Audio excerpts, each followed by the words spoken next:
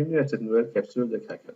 Je suis Jonathan et je serai votre hôte pour les capsules qui touchent au système de jeu et aux jeux virtuels. Cette première capsule a pour but de vous expliquer plus en détail la compétence de statut social et sa place dans Kraken. Comme vous avez pu lire déjà, Kraken est un univers où l'intrigue et la politique sont importantes. C'est également un univers où vous, les joueurs, auront une grande place et une grande importance. Mais comme dans la vie de tous les jours, il y a ceux qui dirigent et les autres. Mais également, tout le monde a un patron à qui rendre des comptes. C'est sur ce principe que la compétence statut social se base. Un apprenti forgeron doit rendre des comptes à son maître, qui lui paie une taxe au bourgmestre qui l'accueille dans sa ville, qui à son tour est dirigé par un comte, etc. C'est donc pour plusieurs une relation de responsabilité et de privilège envers différentes personnes. Concrètement, le statut peut aider à avoir accès à certaines personnes aux ressources plus facilement ou difficilement, dépendant du niveau. Un bon approximatif est qu'il est relativement facile de rencontrer un individu avec un statut plus élevé d'un point que soi.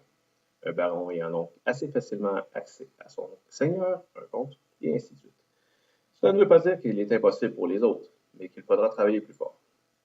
La compétence même est un prérequis pour plusieurs autres compétences qui nécessitent un minimum d'influence ou d'éducation qu'il est impossible d'avoir sans certaines ressources.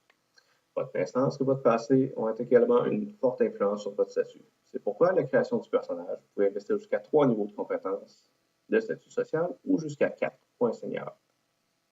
Une fois le personnage créé, seul votre roleplay pourra vous permettre de débarrer les niveaux supérieurs à votre statut de départ. Par exemple, un écuyer de niveau 0 devra prouver à son maître qu'il mérite de devenir un chevalier et ainsi débloquer le niveau 1 de statut social.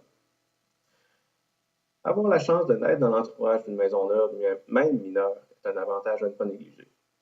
Un forgeron mineur et indépendant n'est guère plus influent que le fermier du coin.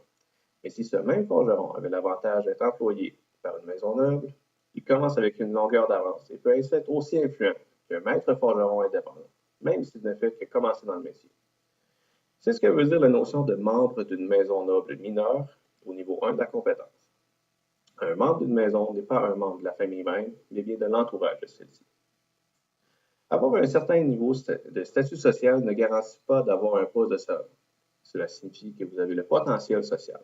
Par exemple, l'héritier d'une région a souvent le même statut que son père, et le deuxième en ligne, un niveau de moins. Cela ne fait pas de lui un comte ou un baron, mais ne l'empêche pas d'avoir l'influence sur les petits gens.